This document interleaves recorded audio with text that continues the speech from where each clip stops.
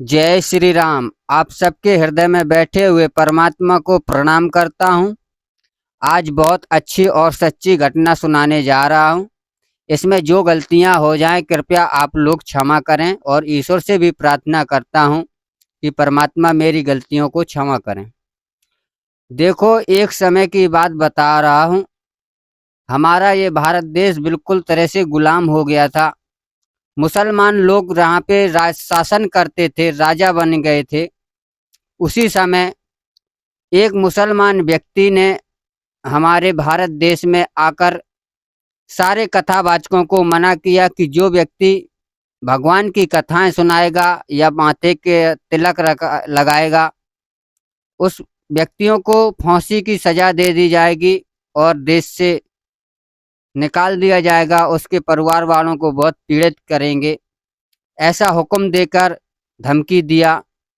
सारे कथावाचकों ने कथा करना बंद कर दिया और माथे पर तिलक कोई नहीं लगाता था। सारे हिंदू उसी की बात मानने लगे क्योंकि वो राजा है, उसने हमारे देश को जीत लिया है, पता नहीं क्या करेगा। फांसी की सजा के डर से सब कथावाचकों ने कथा करना बंद कर दिया। लेकिन एक कथावाचक कथा करता था, जात का ब्राह्मण था, कुछ किया नहीं था, बचपन से चोरी छुपके कथा किया करता था। उस राजा को पता चला कि एक व्यक्ति है, एक ब्राह्मण यहाँ पे कथा करता है, तो उस राजा ने अपने सैनिक को भेजा। सैनिक लोग गए वहाँ पे, उसको लेके आए कि राजा ने बुलाया है, चलो। वो ब्राह्मण राजा के पास आया तो उस ब्राह्मण से राजा ने कहा, अरे पंडित, क्यों कथा करते हो? वो ब्राह्मण बोला कि हाँ महाराज, मैं कथा सुनाता हूँ और कुछ कर नहीं पाता हूँ, उसी से मेरे परिवार का पालन पोषण होता है, इसलिए मैं कथा करने के लिए मजबूर हूँ। और भगवान की भक्ति, भगवान की चर्चा तो करते रहना चाहिए। इस प्रकार से उसने बताया तो राजा ने सीधा पूछ दिया। राजा ने उस मानो मुसलमान व्यक्ति ने उस राजा ने पूछा कि ठीक है, तुम भगवान की कथा करते हो, मैं आज से मना नहीं करूँगा, लेकिन कुछ प्रश्न हैं, मेरे प्रश्नों का जवाब देना दोगे तो आपको छोड़ दिया जाएगा, माफ़ कर दिया जाएगा और छुट्टी दे दी जाएगी कि भगवान की कथाएं खूब करो। लेकिन प्रश्नों के जवाब नहीं दिया यदि आपने, तो इसी समय अभी तुम्हारे को फांसी की सजा दे दी जाएगी। उस ब्राह्मण ने कहा, ठीक है राजन, आप हुक्म कीजिए, क्या आपके प्रश्न हैं? आप प्रश्न कीजिए, मैं जवाब देने के लिए तैयार हूँ। तो राजा ने उस पूछा कि भगवान किधर है? पहला प्रश्न। दूसरा प्रश्न किया, भगवान क्या करते हैं? तीसरा प्रश्न है, भगवान क्या नहीं करते हैं?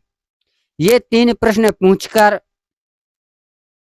ये तीन प्रश्न पूछे उस ब्राह्मण से, तो ब्राह्मण तो मुंह का उसका थूक सूख गया, मानो वो डर गया कि मैं क्या बताऊं कि भगवान किधर हैं। मैं कैसे बता सकता हूं भगवान क्या करते हैं, क्या नहीं करते हैं? उस राजा ने कहा, यदि प्रश्न यदि गलत हो गए, जवाब गलत दिए आपने, तो आपको अभी का अभी फांसी की सजा दे दी जाएगी। वो ब्राह्मण बड़ा दुखी हुआ और ब्राह्मण हाथ जोड़ के बोला, महाराज, इन प्रश्नों के जवाब अभी तो मेरे पास नहीं है, लेकिन कुछ वक्त दे, आप तो इस प्रश्नों के जवाब जरूर खोज के लाएंगे और आपको जरूर प्रश्नों के जवाब देंगे। राजा ने कहा, कितना समय चाहिए आपको? ब्राह्मण बोला, महाराज, 1 हफ्ते का समय दीजिए, 1 हफ्ते के बाद में आपके तीनों प्रश्नों के जवाब दे दूंगा और यदि नहीं दोगे तो फांसी की सजा दे दूंगा। राजा ने ऐसा हुक्म किया। ठीक है, 1 हफ्ते का आपको मौका दिया। वो ब्राह्मण अपने घर आया, उदास था। उसकी बेटी बोली, महाराज पिताश्री, उसकी बेटी थी 7 वर्ष की। वो बेटी बोली, पिताश्री, आप आज इतना उदास क्यों हैं? क्या बात है? आज तक मैंने आपके चेहरे में इतनी उदासपन कभी नहीं देखा है। आप तो सदा मुस्कुराते रहते हैं, हंसते रहते हैं। आज पता नहीं आप क्यों उदास हैं, ना कुछ बोलते हैं, ना कुछ आप मेरे लिए लाए हैं। डेली हमारे लिए फल फूल वगैरह लाते थे, हमको देते थे, पानी मंगाते थे, पानी पीते थे। आज कुछ नहीं बोलते हो, क्या कारण है? उस ब्राह्मण ने सोचा ये छोटी बच्ची है, इसको क्या बताऊं, और कुछ ना बोला। ब्राह्मण बोला बेटी कोई बात नहीं, मेरे को कोई टेंशन नहीं है, तुम जाओ खेलो खाओ और मेरे को बैठने दो। बेटी ब्राह्मण की बच्ची थी, भक्त की बच्ची थी। उसने कहा नहीं पिताश्री, आपको कुछ तो है, आप कृपया करें, मुझे बताओ क्या कारण है, आज आप उदास लग रहे हो। ब्राह्मण ने कहा कुछ बात नहीं है, तुम जाओ, तुमको क्या लेना देना है, तुम खेलो। वो ब्राह्मण की बच्ची थी, भक्त की बेटी थी। वो समझ गई कि पिताश्री को आज बहुत ज़्यादा टेंशन लग रही है, बहुत उदास हैं, वो गहरी बात है। बेटी ने बार बार पूछा कि पिताश्री मैं यहाँ से नहीं जाऊंगी जब तक आप बता नहीं दोगे। आखिर बताइए वो क्या बात है जो इतना उदास हो। हताश हो गए पिताजी। वो ब्राह्मण ने कहा कि ठीक है बेटी, तुम पूछ रही हो, हमारे यहाँ पर जो राजा है मुसलमान है, राज्य करता है हमारे देश पर। उस राजा ने कहा है कि भगवान किधर है, भगवान क्या करते हैं, भगवान क्या नहीं करते हैं, ये 3 प्रश्न मेरे से पूछे हैं। यदि बता दोगे तो कोई बात नहीं, छोड़ दिया जाएगा, और नहीं बताओगे तो फांसी की सजा देने के लिए हुक्म किया है। 1 हफ्ते का समय दिया है, मैं बताओ कहाँ से बताऊं कि भगवान किधर हैं, भगवान क्या करते हैं, भगवान क्या नहीं करते हैं। मैं तो बस भगवान की कथाएं सुनाया करता था, मैं नहीं जानता हूँ भगवान किधर हैं, भगवान क्या करते हैं, भगवान क्या नहीं करते हैं, मेरे को कोई जानकारी नहीं है। अब तो मेरा मरना निश्चय है, लेकिन 1 हफ्ते का मौका मिला है, कोई प्रश्न मिल जाएंगे तो ठीक है, नहीं तो मेरे को फांसी में चढ़ा दिया जाएगा। बेटी बोली बस इतनी सी बात के लिए पिताजी आप इतने उदास हो? अरे जो काम इंसान नहीं करता वो काम भगवान करते हैं। आप ही हमको सिखाते हैं कि सारी टेंशन, सारी चिंताएं भगवान पर छोड़ देना चाहिए।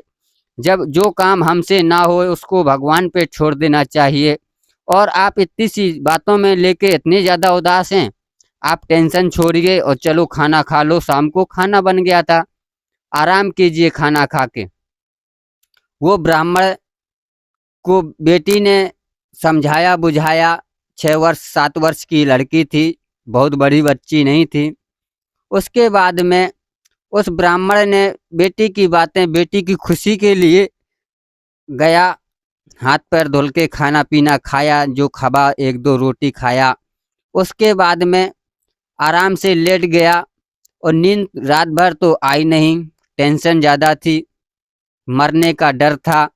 लेकिन उस ब्राह्मण की बच्ची ने सुबह जागी, बढ़िया स्नान ध्यान करके, भगवान की पूजा पाठ करके पिताजी का हाथ पकड़ा और बोली चलो पिताश्री। बोले कहाँ जाना है बेटी? बोले उसी राजा के पास चलते हैं जिस राजा ने आपसे प्रश्न किया है। ब्राह्मण बोला क्या आपको उन प्रश्नों के जवाब मालूम है क्या? यदि मालूम है तो हमको बताइए, मैं जाके राजा को बता दूंगा, टेंशन मिट जाएगी हमको, और राजा साहब हमको छोड़ देंगे। बेटी बोली नहीं पिताश्री, मेरे को मेरे को कोई प्रश्नों के जवाब मालूम तो नहीं है, लेकिन मेरे को भगवान पर पूर्ण विश्वास है, वो कुछ नहीं होने देंगे, जो होगा अच्छा ही होगा, और जो हुआ है वो अच्छा ही हुआ है। आप चलिए राजा के पास। बेटी ने पिता के साथ में राजा के पास गए। राजा ने दूर से आते देखा कि ब्राह्मण आ रहा है, और अपने दरवाजे के पहुंच पहुंच गया राजा। वहीं पे छेंक लिया, बोला क्यों ब्राह्मण, तू तो आज ही आ गया, 1 हफ्ते का समय लेके गया था, क्या उस प्रश्नों के जवाब मिल गए क्या तुम्हें? तो ब्राह्मण कुछ ना बोल पाया। बेटी आगे आके खड़ी हो गई और बोली अरे मूर्ख राजा, तुमको राजा किसने बना दिया? तुम तो एक साधारण इंसान बनने के योग्य भी नहीं हो। राजा ने कहा, अरे मैंने ऐसा क्या बोल दिया जो मैं एक इंसान बनने के योग्य नहीं हूँ? राजा बनने के योग्य क्यों नहीं हूँ? ऐसा क्यों बोलती हो बेटी? उस बेटी ने कहा कि अरे महाराज, एक साधारण इंसान भी जानता है कि कोई अतिथि द्वार पे आए तो उसका सत्कार सम्मान करना चाहिए। पहले बैठने के लिए आसन देना चाहिए, बैठार के फिर कुछ पूछना चाहिए। उस राजा को बात बेटी की जम गई और राजा ने कहा, ठीक है, मेरे से गलती तो हो गई, अंदर आने नहीं दिया, द्वार पे ही छेंक लिया। चलो बेटी, कोई बात नहीं, मैं क्षमा चाहता हूँ। चलो अंदर चलो, आराम से बैठो। राजा लेके गया उसको, उन सबको उनको बैठाला वहीं दरबार पे।